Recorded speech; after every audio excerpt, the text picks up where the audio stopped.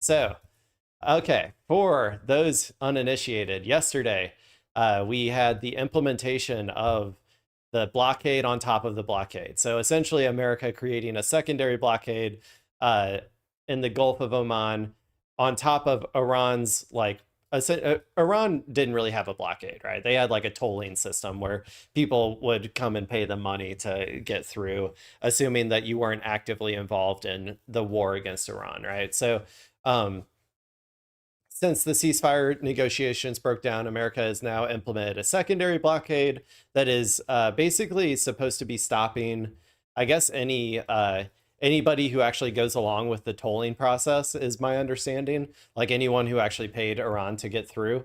Uh, and I don't really, honestly, I don't really know. I think they're saying nobody's allowed through at all. Um, it's very, very confusing, very hard to understand, and will certainly have a impact, I think, on the oil markets in terms of like prices at the pump getting higher. But so that's a little bit of background, but we're going to start with this video from France 24. This video is two ships from Iran ports pass Hormuz Strait despite US blockade. So guys, the blockade, someone might have already broken through the blockade. I heard it was a Chinese flagged vessel, but let's go ahead and see what they have to say over at France 24. Meanwhile, there are reports that Iran and the U.S. might meet for talks again for negotiations following their failure to reach a deal in Islamabad on Saturday. Well, we're going to talk more about this now with France 24's Angela Diffley, who joins me on set. Angela, let's start first with the Strait of Hormuz. How is this blockade working at the moment? And there have been reports of Chinese ships going through the strait. Tell us more.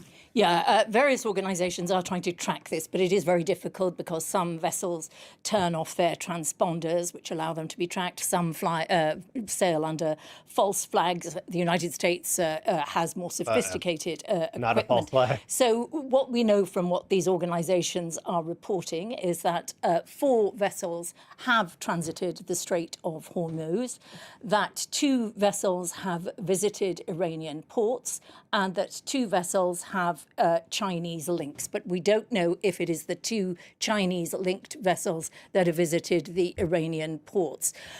Either way, this is going I'm curious what the flags are of the other 2 vessels that were not, that were, or that like the 2 vessels that didn't go to the Iranian port. Because if they are not going through the Iranian toll system, essentially that would just be them taking advantage of this momentary ceasefire.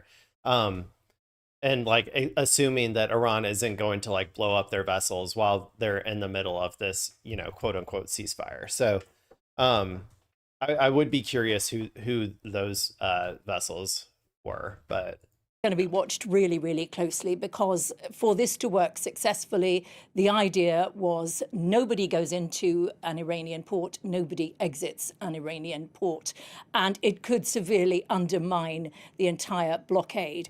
That said, it is possible that there is some kind of arrangement, some kind of understanding between Trump and China.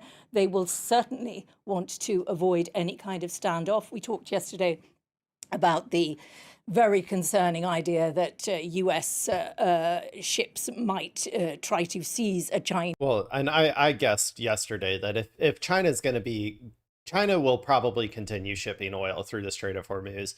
But I also said that like if they're going to do it, they're probably going to have back channel negotiations with Trump to like make sure that that America understands that they're going to do this, and if they do anything, like it's not going to look good for the negotiations in the future or whatever, So I would guess that China is probably making some threats potentially behind the scenes to America as well in terms of like their like export controls and all that sort of stuff, rare earths, like because China did, I think, sort of force Iran into this temporary ceasefire, which, in my opinion, puts Iran at a less at a not quite as good position in terms of bargaining. Like the ideal situation for Iran is that they negotiate,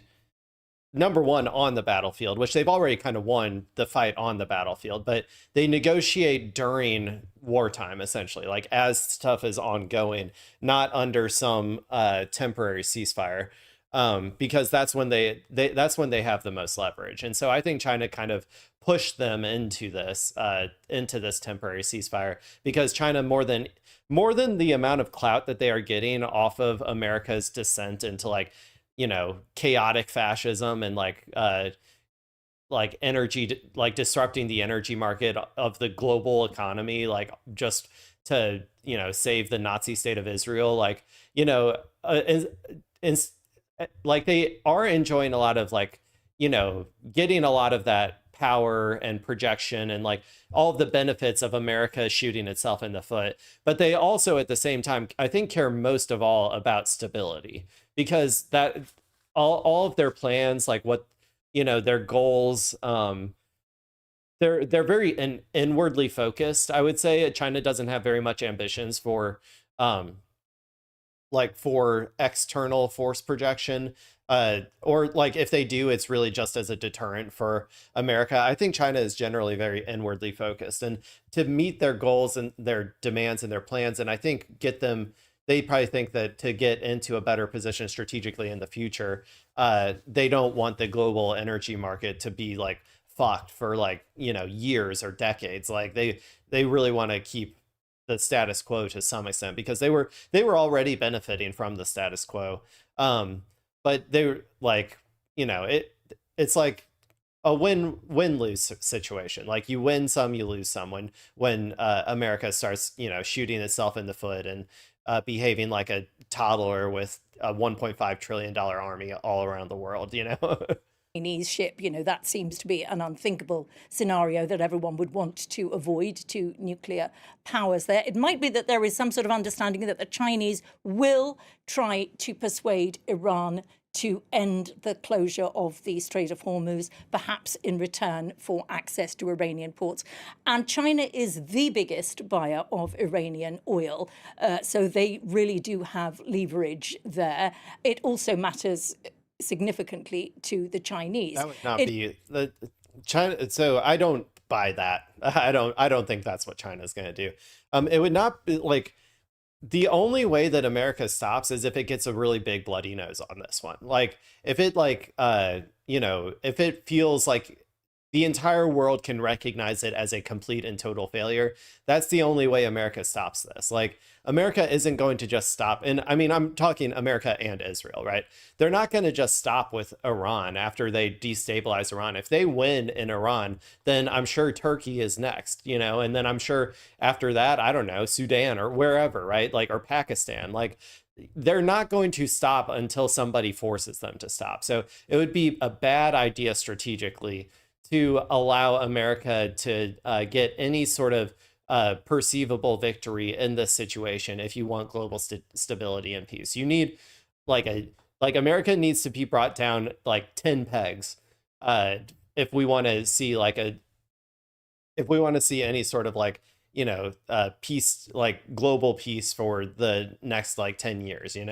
Like it's not going to be possible unless America and Israel are forced into accepting their defeat. Like that's all there is to it. So it would not be in their interest to try to pressure Iran to give up some of the leverage that it won on the battlefield. Like if they go back to war, Iran like completely controls the strait again. Like, yeah, you can set up your little blockade back there, but then if they go back to war, then Iran is shooting missiles at you again. And so you might have to move your blockade a little bit further out. Like, yeah, I don't know. I just think that's bad analysis from this lady. It is not their only source of oil. They also buy Russian oil. They have a fairly diverse sourcing of oil, but they will not want their own economy hit either.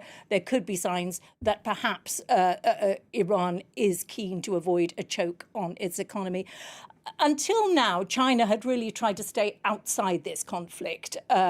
It is useful for China just to see how it plays out. It has been distracting the United States. The United States has moved military resources from, for example, South Korea, a domain of interest for China, for use in the Middle East. So there had been some upsides for China to stand on the sidelines. And some of the Gulf states, who also have good relationships with China, were very disappointed when China with Russia, vetoed a Bahrain proposal for a United Nations-backed military mission to unblock the Strait of Hormuz. Yeah, if you that's all you need to know right there is like whose side China is going to be on in terms of like um in terms of using their leverage. They're not going to use their leverage, I think, against Iran. I mean, they're going to use it like to some extent. Like they used it to get Iran into the ceasefire proposals, but I don't think that they're going to use it once they're in or ceasefire discussions. I mean,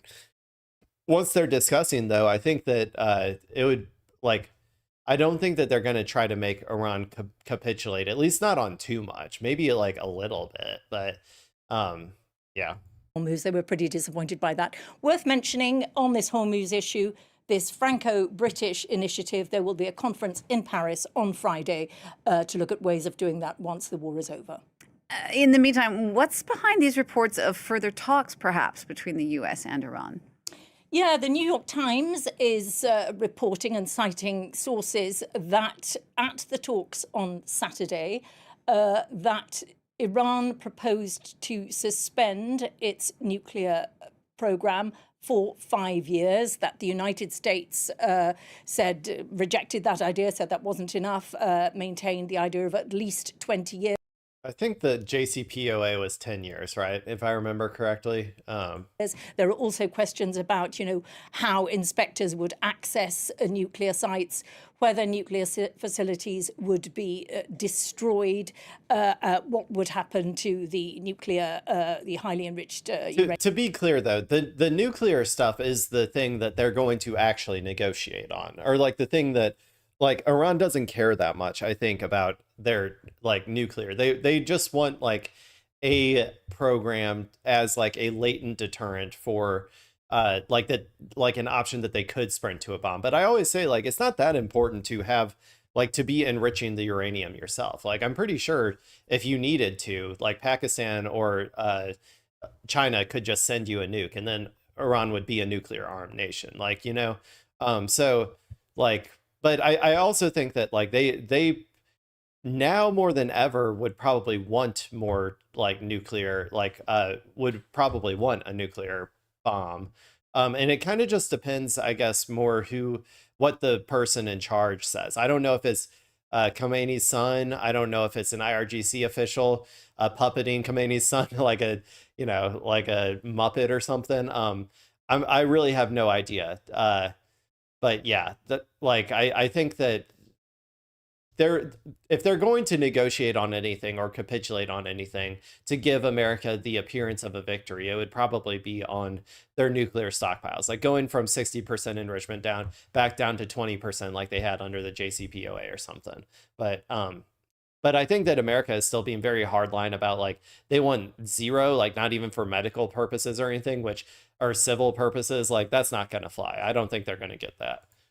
Uranium that we know about. So those areas still red line areas, and they did not make significant progress, but there was some movement on it, it seems. That is news to everybody. It is being said now that there is likely to be further talks between Iran and the US. Donald Trump is saying Iran is calling for talks.